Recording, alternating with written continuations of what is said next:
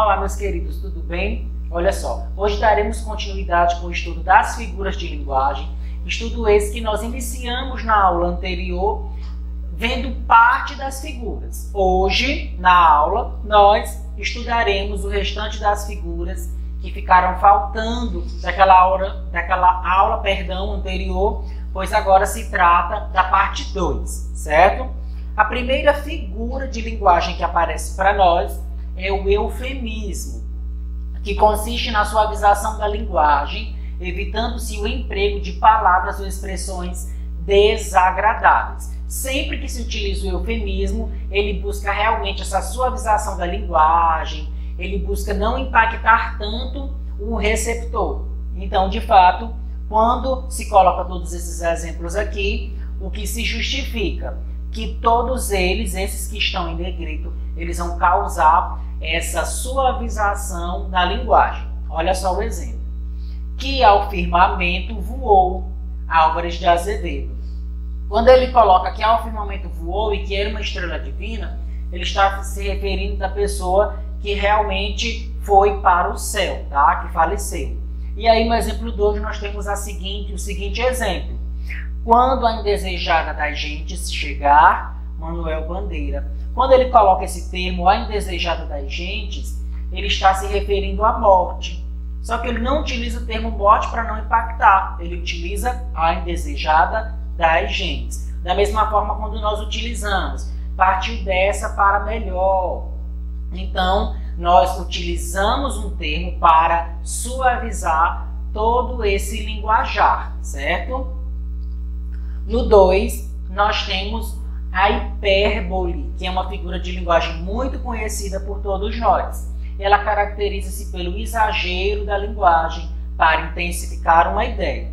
Então, nós temos aqui alguns exemplos. O primeiro exemplo diz o seguinte: o pensamento ferve e é um turbilhão de lava. Ou seja, nossa, olha o exagero que Olavo Bilac colocou, né? Farei que o amor a todos avivente, pintando 1000 segredos delicados. Será mesmo que há possibilidade de pintar 1000 segredos? Olha o exagero. Nós também utilizamos bastante a hipérbole. Eu estou morrendo de fome, vou morrer de fome.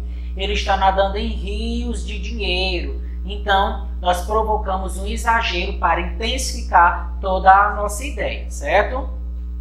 O próximo que aparece para nós é a gradação, que diz o seguinte: consiste em organizar uma sequência de ideias em sentido crescente ou decrescente, ou seja, vai do menor para o maior ou do maior para o menor, tá?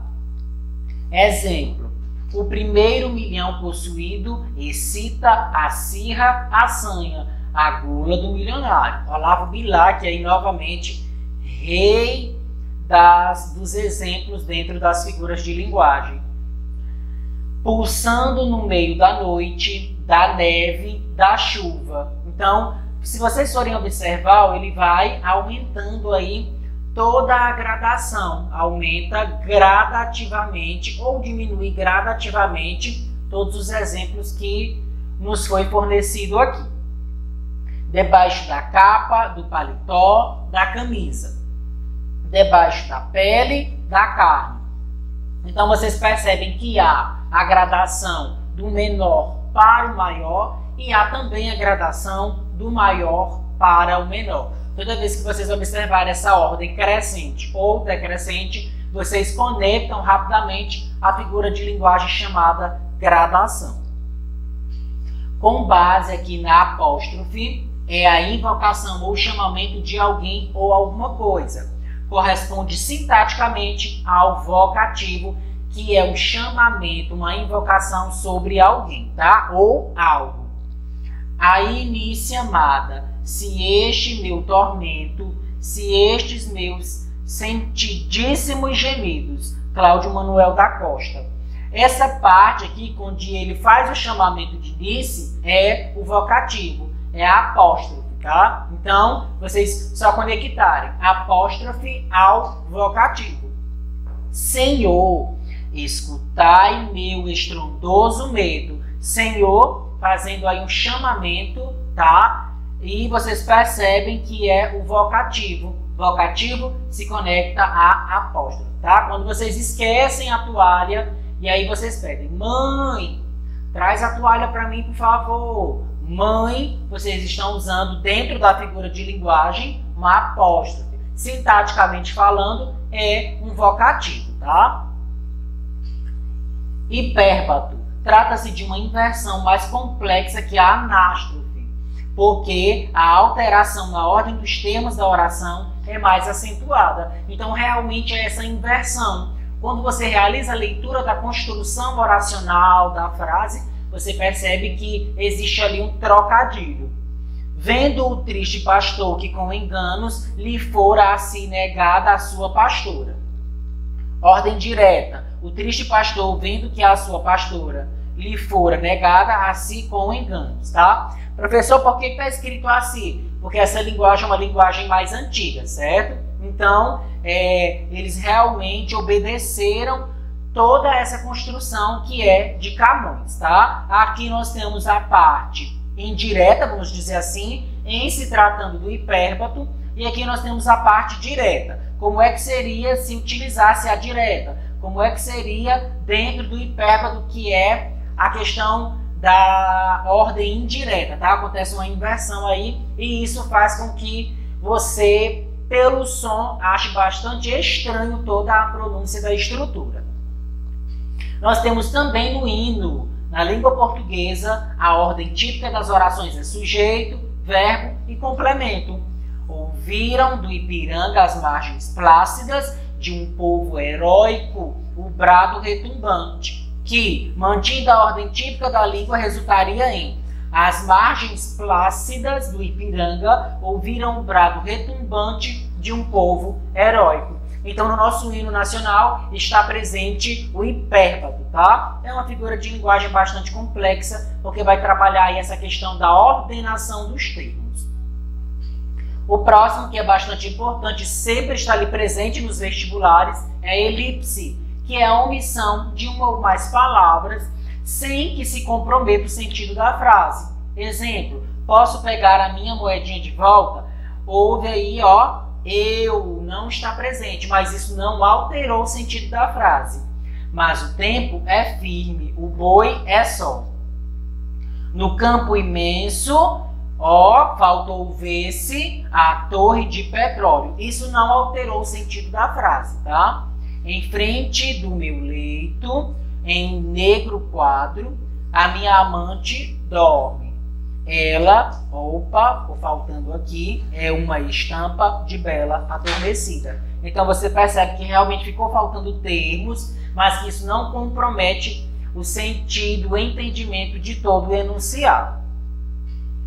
O zeugma é a omissão de uma ou mais palavras já expressas anteriormente na frase, diferente da elipse, tá? Uma parte de mim é multidão, outra parte, olha só, ficou faltando estranheza. Então foi omitido aí, por isso é um zeugma, porque ele já foi expresso anteriormente, tá? E solidão, Ferreira Goulart. Então vocês percebem que o zeugma são termos que não são colocados porque já foram mencionados anteriormente.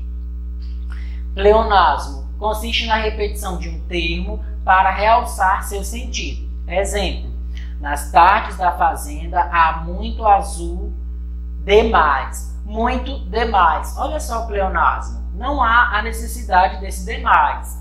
Mas, como se trata de um pleonasmo, ele realmente consiste nessa repetição para realçar o sentido, tá? E claro que isso aqui se trata de poemas de linguagem literária, é permitido. A mim me enerva o ardor com que ela vibra. A mim me. Se fosse trabalhado gramaticalmente, isso não é permitido. Mas como nós estamos em linguagem literária, tá? Isso ocorre tranquilamente. Claro que se trata de uma figura de linguagem chamada pleonasmo, tá? Polissíndeto consiste na repetição de um conectivo, geralmente a conjunção coordenativa aditiva e entre termos ou orações. Exemplo, e a névoa, e flores, e o doce ar cheiroso. Do amanhecer na serra, e o céu azul, e o manto nebuloso. Do céu de minha terra. Então vocês observam que o conectivo I está repetido durante toda a estruturação aqui do texto, tá? Então se trata de uma figura de linguagem chamada polissíndeto. Vocês só vão lembrar aí da caracterização das orações coordenadas sindéticas e assindéticas, tá? O assíndeto consiste na ausência de conectivo entre termos ou orações, ou seja, não há essa correlação aí com relação ao conectivo. Erguem os colos e no lugar do conectivo a vírgula, voltam as cabeças. Para um lé do canto, move-se o tronco, vírgula, o vento se suspende. Então, o que eu posso observar? Que no lugar de eu colocar um conectivo, eu coloco a vírgula, provocando essa ausência de conectivo, tá? Para isso, eu chamo essa figura de linguagem de assíndeto.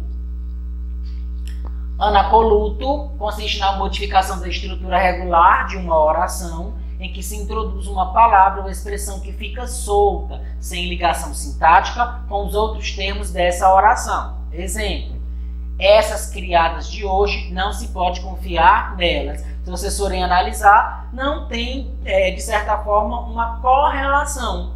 Você precisa ler para que você realmente faça essa conexão entre as estruturas. Eu não importa a desonra do mundo. Então, olha só como você percebe que há esse desconexo aí de ideias entre as orações, tá? Entre os termos.